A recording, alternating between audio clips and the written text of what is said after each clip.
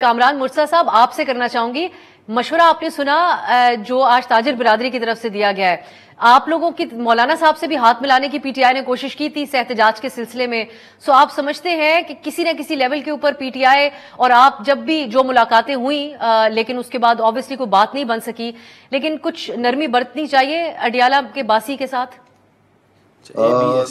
बात नहीं हो सकी, वो तो एक अलग से मामला है। उसमें एक हाथ आगे बढ़ाता है, दूसरा जो है वो जो बाकी जितना आगे बढ़े होते हैं वो उनमें से वापस खींच लेता है।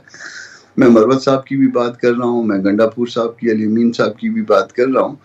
तो वो फिर इस तरह के मामला आ जाते हैं कि जिसमें जो है ना वो हमको सोलो फ्लाइट ही वारा खाती है।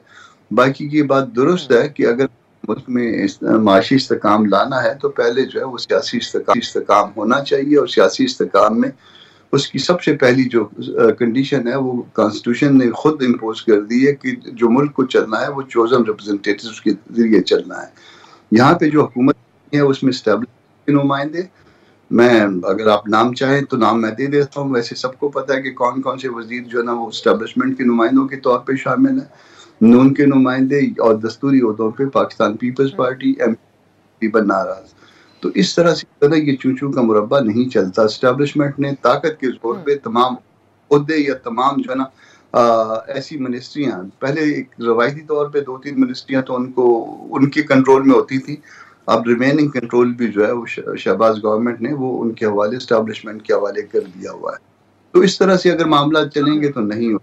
आपने आगे बढ़ना है तो फिर बानी पीटीआई के हवाले से भी आपको फैसले करने होंगे कि उनको जो है ना उनके ऊपर कम से कम जो झूठे केस, वो गवर्नमेंट के अंदर इतनी ताकत होनी चाहिए, इतनी विल होनी चाहिए कि वो झूठे केस खत्म होने चाहिए। आगे अब जो प्रोसिक्यूटर है अपने कदमों पे आके हाँ ये झूठे केस है, ये केस नहीं बनता, एटलीस्ट इतनी तो उनमें करेज होनी चाहिए, और नहीं बनता तो फिर उनसे खत्म हो चाहिए। और बाकी उनसे यकीन बात भी होनी चाहिए, और भी बात होनी चाहिए, और उसमें बात पे भी होनी चाहिए कि या तो इस सिलेक्शन का ऑडिट हो, और ऑडिट के नतीजे में कोई ऐसी कोई चीज आ जाए सामने कि या हम गलत कह रहे हैं या दूसरे, वरना फिर दोबारा इलेक्शन होने चाहिए।